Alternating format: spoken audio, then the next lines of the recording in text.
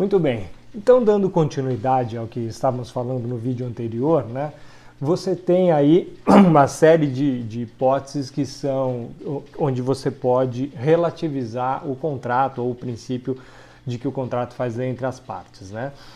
A primeira hipótese, e aí eu vou falar isso meio rapidamente para a gente focar no que importa, é o que a gente chama aí de resolução por inexecução contratual, e esse é um nome muito técnico, de repente é mais fácil chamar isso de infração contratual. Então, se uma das partes infringe o contrato, se uma das partes não cumpre o que está escrito no contrato, a outra parte automaticamente tem também o direito de descumprir e, mais que isso, essa parte também tem o direito de pedir a extinção desse contrato por inexecução contratual. Então essa é uma primeira hipótese, está prevista aí no 474 e 475 do Código Civil, não quero ser tão técnico assim, enfim, é mais para trazer as hipóteses, né? A segunda é o que a gente chama de resilição unilateral, né? A resilição unilateral é quando uma das partes, por vontade própria e sem nenhum tipo de motivação, como falta grave ou algo nesse sentido, ela decide dar um fim no contrato. Então eu falo, olha, eu não quero mais continuar com o contrato, então vamos extinguir esse contrato. Isso pode ser feito? Sim, mas isso só pode ser feito em algumas hipóteses específicas na lei. Por exemplo, contratos com prazo indeterminado permitem esse tipo de rescisão, vamos chamar pelo nome genérico de rescisão. Eu posso rescindir qualquer contrato dessa forma, ou seja, falar não quero mais e pronto, não. Eu posso, até posso, mas eu vou sofrer as consequências, eu vou sofrer as penalidades que a lei imputa por isso. Um exemplo, se eu tiver um contrato de locação e falar não quero mais, simplesmente estou saindo, eu como locatário, então eu vou ter que pagar a multa de 3 aluguéis proporcional, né, ao tempo que eu fiquei, e eu vou ter que pagar essa multa para o locador. Outro exemplo, e esse é um exemplo que as pessoas costumam não saber, nos contratos de prestação de serviço todo mundo coloca assim, esse contrato poderá ser extinto no prazo de 30 dias, com um aviso prévio de 30 dias. Isso, na verdade, é uma praxe, todo mundo faz isso, né? E o que as pessoas não sabem é que o Código Civil expressamente veda esse tipo de situação. Por quê? Porque o contrato de prestação de serviço por prazo determinado, ele não pode ser extinto. Isso está, salvo engano, no 499 do Código Civil. E mais que isso, se você, por um acaso, vai extinguir ou vai rescindir este contrato, você tem que pagar uma indenização que está prevista no artigo 603, que é metade do que faltaria para terminar o contrato. Então, por exemplo, se o contrato tem 3 anos e se cumpriu 1 ano desse contrato, você tem que pagar metade do que falta, ou seja, você tem que pagar mais 1 ano de contrato. Enfim, essa é outra hipótese que você pode fazer a extinção, pedir a extinção do contrato, tá?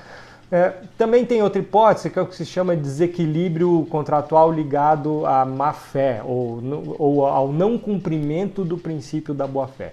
Então, se uma das partes deixou de cumprir por qualquer motivo, ou deixou de exercitar a boa-fé, ou mais que isso, ela agiu de má-fé na formalização do contrato, no cumprimento de um contrato, você também pode pedir a extinção desse contrato.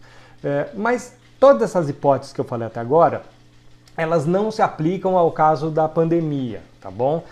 Não se aplicam ao caso que nós estamos vivendo atualmente. O que as pessoas têm analisado, e é aqui que eu entro para tentar fazer essa análise junto com todos vocês, quais seriam as hipóteses que efetivamente ensejariam o pedido ou de extinção do contrato ou de revisão do contrato nesse cenário que todos estamos vivendo. Então, a primeira hipótese que se levanta é a chamada teoria da imprevisão, né, que está também prevista aí no 317 do Código Civil, que é a chamada revisão contratual justificada pela lei, né? O que diz exatamente esse trecho da legislação? Ela fala assim, quando por motivos imprevisíveis sobrevier desproporção manifesta entre o valor da prestação devida e o do momento da execução, pode haver o pedido, e aí nós estamos falando de pedido judicial, porque a lei prevê o pedido judicializado, né? Pode haver o pedido de revisão contratual. Então, assim, primeira coisa, o que a lei demanda para que você possa invocar a revisão do contrato fundamentado na teoria da imprevisão. Primeira coisa, precisa esse fato, ou seja, o fato de você pedir a revisão tem que vir do que eles chamam de motivos imprevisíveis. Essa é a primeira condição. Então, vamos analisar. O Covid-19 é um motivo imprevisível? Sim. Então, fechou. Aqui você pode fazer até agora.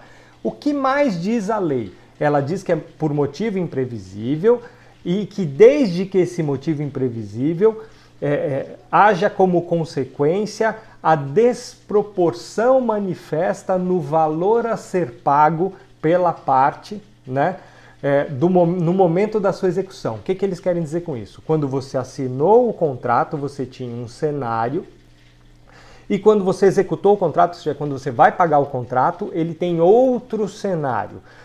Houve desproporção nesse pagamento, na prestação?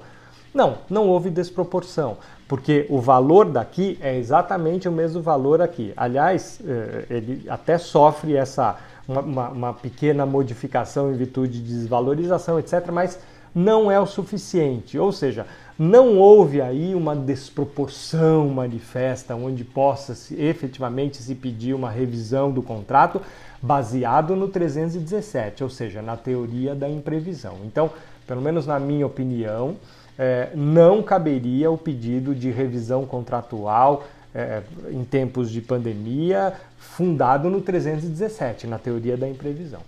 Muito bem, então resta outra hipótese, que é o que se chama de teoria da onerosidade excessiva. Esse está previsto no 478 do Código Civil, né? O que diz o artigo 478 do Código Civil? Ele fala assim, eu vou até ler aqui. Nos contratos de execução continuada ou diferida, se a prestação de uma das partes se tornar excessivamente onerosa, com extrema vantagem para a outra em virtude de acontecimentos extraordinários e imprevisíveis, poderá pedir a resolução do contrato. Então, primeira coisa, contratos com execução continuada ou diferida. O que significa isso? Contrato que se estende no tempo. Prestações. Se o contrato ele é pontual, não tem nem como você pedir a extinção desse contrato, a revisão desse contrato, porque já foi, aconteceu ali e já foi. Então, o primeiro requisito é que esse contrato seja continuado ou diferido. Segundo requisito, se uma das partes, se a prestação a ser paga por uma das partes se tornar excessivamente onerosa. Claríssimo, isso está muito claro. Hoje, por conta da pandemia, as pessoas sem renda, as pessoas sem ter como cumprir as suas obrigações, exatamente por diminuição ou falta de renda, ou mais, porque aquele dinheiro, de repente, é o dinheiro que a pessoa tem para passar não sei quanto tempo. Então, realmente, essa prestação se tornou excessiva. Então, sim, nesse caso, se aplica a teoria da onerosidade excessiva. Só tem que tomar um pouquinho de cuidado com a continuação do texto da lei, que fala o seguinte, com extrema vantagem para a outra, né? Não me parece ser o caso de ter extrema vantagem para a outra parte, porque está todo mundo no mesmo barco, né? Então, se eu não tenho dinheiro para pagar, o aluguel, por exemplo, o meu locador vai deixar de receber, provavelmente não vai ter de onde tirar também a sua renda, então está todo mundo no mesmo barco. Agora, eu poderia sim pedir a revisão do contrato, e aí o artigo 478 fala de extinção, mas ele fala em poderá pedir a extinção. Então é uma opção minha, eu posso não pedir a extinção, eu posso pedir a revisão do contrato. Então, basta pedir que esse contrato seja revisto. Esta é a situação, isso aqui está acontecendo e eu gostaria, portanto, de revisitar as condições do meu contrato. Isso é possível? Na minha opinião, sim, é possível. Você consegue fazer um pedido de revisão do contrato por onerosidade excessiva. Afinal, se trata muito claramente de um acontecimento extraordinário e imprevisível. Ninguém poderia prever isso daí. Aconteceu, e muito menos as consequências. Então, o negócio aconteceu de uma forma muito rápida e sem reação das pessoas, certo? Então, Essas são as duas hipóteses que eu acho que são válidas no momento. Vamos analisar agora o caso fortuito ou força maior. Aliás, agora não, vamos deixar para o próximo vídeo. Eu vou falar especificamente sobre a hipótese de caso fortuito ou força maior, se aplicaria à Covid-19, né? Se essa hipótese se aplicaria à Covid-19 ou não. Ok? Muito obrigado e até a próxima.